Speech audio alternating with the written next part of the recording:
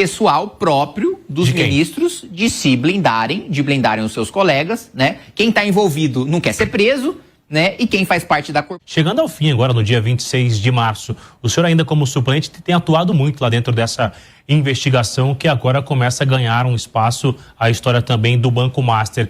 Chegando na reta final, a CPMI atingiu o seu objetivo? Olha, acho que primeiro, em relação ao INSS, nós prendemos o principal elo desse escândalo, que é o Careca, né?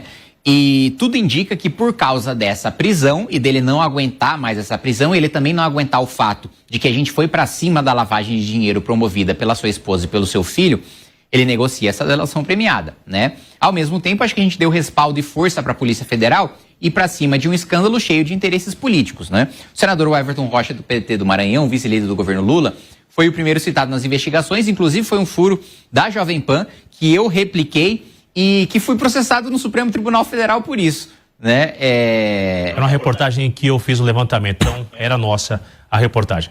Eu me lembro, eu vi o seu rosto, inclusive, por ter visto a sua reportagem, que me pediram minha prisão no Supremo, mas não é culpa sua, é culpa do senador Everton. O meu caso está em julgamento agora no plenário, em julgamento virtual.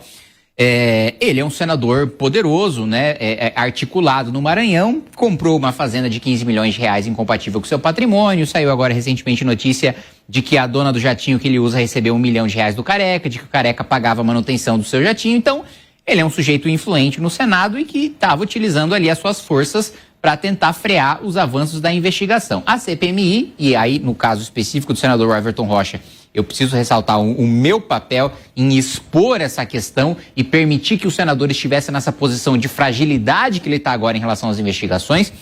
Então, acho que, primeiro, eu preciso parabenizar o trabalho, especialmente do relator, o deputado Alfredo Gaspar, que fez, de fato, assim, com a sua experiência de Ministério Público, de promotor de justiça, um trabalho excelente em levantar os principais envolvidos, em pedir as quebras corretas, em pedir as convocações corretas e de prender o principal elo, porque o Careca está para o escândalo do INSS o que o Alberto Youssef estava para o Petrolão. Quando o Youssef abriu a boca, delatou o Lula, delatou a Dilma, aí caiu a República. Na época, os principais atores políticos do Brasil, né, foram citados, tiveram quebras, busca e apreensão, muitos deles foram presos. Da mesma maneira, eu acho que o principal elo nós conseguimos prender e esse principal elo que vai abrir a boca em relação ao núcleo político. Agora a gente entra nesse final em expor uma coisa muito importante, que são os ministros do Supremo e a elite do Planalto e também do Congresso Nacional envolvida no escândalo do Banco Master. Nessa semana eu devo entrar, ainda não entrei, na sala cofre com todos os dados do celular do Vorcaro. A gente só teve acesso a 0,25%, que eu fiquei até a madrugada analisando e que já foram suficientes para a gente ver da relação próxima do Vorcaro com o senador Ciro Nogueira e com o ministro Alexandre de Moraes, especialmente, os dois são os mais citados ali nas mensagens. Imagino o que deve ter em todo o resto, né, do celular do Vorcaro. Inclusive, li a notícia recentemente de que certas imagens, digamos assim, proibidas, para mim, o que eu quero saber são relações promíscuas de outra natureza, no sentido figurado, no sentido de corrupção de colarinho branco e não no sentido literal. Esse escândalo já é muito maior do que os anteriores que já assistimos na República? Esse é um escândalo, o do Banco Master, você diz, do INSS? Ambos, né? Um ligado ao outro. Eu acho que o do Banco Master tem o potencial para ser um dos maiores, até pela quantidade de dinheiro que envolve. A gente está falando de pelo menos o que se sabe até agora, entre 50 e 60 bilhões de reais. Só o fato dele gastar num final de semana 200 milhões de reais já mostra um pouco do dinheiro infinito que ele tinha e de ter uma relação tão próxima a ponto de dar... Gente, vamos lá. A esposa do Alexandre de Moraes tinha um contrato de 129 milhões de reais, que ele ficou em silêncio durante muito tempo. Ela também, no final, tiveram que admitir, porque ficou insustentável. A gente tinha prova demais para eles negarem. Ela recebeu um contrato de 129 milhões, que, segundo ela própria, daria ali 3,5 milhões de reais por dia trabalhado. Gente, não existe advogado, não existe ex-ministro do Supremo advogado que receba isso em honorário em nenhuma causa. E outra coisa... Ela diz que recebeu isso também porque ela fez o compliance, ela escreveu o código de ética do Banco Master. Então, primeiro, assim, ela tinha que ter sido demitida. Porque se o compliance que permitiu o maior escândalo do sistema financeiro da história do Brasil foi escrito por ela é a pior advogada do universo, né? Se bobear até mais, se a gente for além da Via Láctea, não deve encontrar advogado pior do que ela. E aí, quando você vai ver uma apresentação de PowerPoint, é uma coisa bem patética, assim, o código de ética ali do Banco Master, se foi ela que fez aquilo, assim, precisa se aposentar imediatamente, porque, sem dúvida, ela é dotada, assim, de uma velocidade maior do que a inteligência pode acompanhá-la.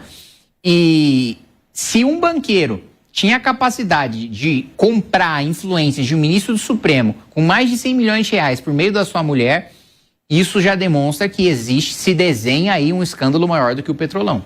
Arthur Guimarães.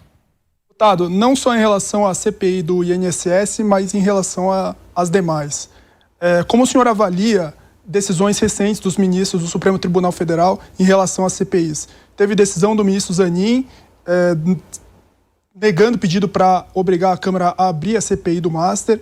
Teve decisão do ministro Mendonça desobrigando familiares do Toffoli a prestar depoimentos. Teve do ministro Flávio Dino e decisão do ministro Gilmar Mendes suspendendo quebras de sigilo. Como o senhor avalia essas decisões? Eu acho que isso é o Supremo passando recibo. Isso é o Supremo falando, nós temos culpa no cartório. Se vocês continuarem investigando, vocês vão chegar na gente. Porque olha só, a decisão do Zanin que você citou. O próprio Supremo, em jurisprudência pacífica, decidiu que CPI é direito de minoria. E que, portanto, o presidente da Câmara e o presidente do Senado não podem sentar em cima de CPI. Que se a minoria conseguiu as 171 assinaturas, o presidente é obrigado a abrir. Esse foi um precedente construído agora, em 2020, na Covid, na CPMI da Covid, né? O presidente do Senado não queria abrir, era o Rodrigo Pacheco, salvo engano na época, a oposição tinha assinatura, recorreu ao Supremo, o Supremo deu uma decisão agora de que isso é direito de minoria e a decisão do Supremo estava certa. E agora eles mudam para uma decisão errada contra a própria decisão que eles tomaram há pouquíssimo tempo. Isso é bizarro. Outro ponto, como é que pode... o Supremo anular a quebra de sigilo porque foi votado em Globo? Sempre, eu já participei de várias CPIs, sempre foi votado em Globo, nunca foi anulado. Por que o Supremo teve essa mudança de postura? O próprio Supremo julga matérias e aprova matérias em Globo. Isso nunca foi questionado. E é tão contraditório que o ministro Flávio Dino, na hora de anular a quebra, ele fala, olha... votar em Globo não pode, mas por isso a quebra não está valendo, mas os requerimentos que vocês votaram de convocação nesse mesmo Globo, eles estão valendo? Mas peraí, se é nulo, tudo é nulo. Uma insegurança jurídica ou é uma omissão, deputado? Não, eu acho que é um interesse pessoal próprio dos ministros de se blindarem, os seus colegas, né? Quem está envolvido não quer ser preso, né? E quem faz parte da corporação, por causa do espírito de corpo do Supremo Tribunal Federal, fala, olha, eu posso até não estar envolvido, mas e amanhã se eu tiver algum problema, o meu colega também não vai me blindar. Então, na minha avaliação, é passar um recibo, não tem lógica jurídica nenhuma decisão, eu desafio alguém a debater comigo essas decisões do Supremo, nenhuma delas tem um respaldo jurídico e uma racionalidade jurídica mínima, né? Todas entram em conflito com a Constituição, com o regimento interno do Congresso Nacional. Esse é um ponto que eu preciso ressaltar. Eu estudei todas as jurisprudências, toda a jurisprudência, todos os julgados de 1988 até 2024 em relação a controle de constitucionalidade do devido processo legislativo. Esse foi o meu primeiro artigo científico. Nunca foi tomada uma decisão com base exclusivamente no regimento do Congresso Nacional, para tomar uma decisão violenta de intervenção no Legislativo a ponto de anular uma decisão do Congresso com base no regimento do próprio Congresso. Pela primeira vez na história, o ministro Flávio Dino fez isso. Agora, Alcolumbre já foi reeleito, já esteve no comando do Congresso Nacional e Hugo Mota foi eleito recentemente. Como a história se lembrará de ambos? Excelente pergunta. Primeiro, eu acho que o Congresso Nacional, de uma maneira geral, vai ser lembrado nesse momento como um Congresso covarde. Um Congresso covarde e um Congresso fisiológico, né? E aqui eu não falo nem especificamente dos presidentes das duas casas, mas da composição do parlamento de maneira geral. A maior parte dos deputados e dos senadores está apenas preocupada com a sua reeleição e em ganhar a sua reeleição não com base naquilo que acredita, mas vendendo seu voto para o presidente da República para ganhar a emenda parlamentar em troca e comprar o seu prefeito, que respectivamente compra o seu vereador, que respectivamente compra o seu eleitor. O Congresso vai ser lembrado por isso, pelo seu fisiologismo, por não defender nada, por não ter agenda de país, por não ter um debate propositivo, né? Qual o grande legado, qual foi a grande aprovação deste Congresso Nacional, desta legislatura?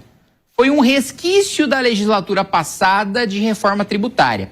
Passado isso, o que teve de reforma estrutural? Teve uma reforma no orçamento? Teve uma grande reforma, uma nova reforma da Previdência que a gente vai precisar fazer? Teve uma reforma administrativa? Não teve. Então não há legado propositivo. De outro lado, não há legado de enfrentamento aos abusos do Supremo. Veja, nós temos ministros do Supremo pela primeira vez sendo expostos por envolvimento em escândalo de corrupção. E o Congresso Nacional não se mobiliza para derrubar, para responsabilizar ministros criminosos que estão utilizando a própria toga para cometer crimes, para se blindar de crimes. Não há a pauta por parte do presidente Davi Alcolumbre de pedido de impeachment contra o ministro Supremo. E a maior parte dos senadores bolsonaristas, eles dizem defender o impeachment de ministro Supremo, mas votaram no Davi Alcolumbre, que já dizia em campanha, se tiver 81, palavras do Davi Alcolumbre, se tiver 81 senadores a favor de impeachment de ministro Supremo, eu não pauto. Ele dizia isso em campanha. Aí o bolsonarista dá discurso para fora, para enganar o eleitor, dizendo que é um senador macho que está lá para enfrentar o Supremo, dá discurso bravinho da tribuna e depois vota no Davi Alcolumbre em troca de cargo em comissão e na mesa diretora. Essa é a realidade que a gente vive hoje.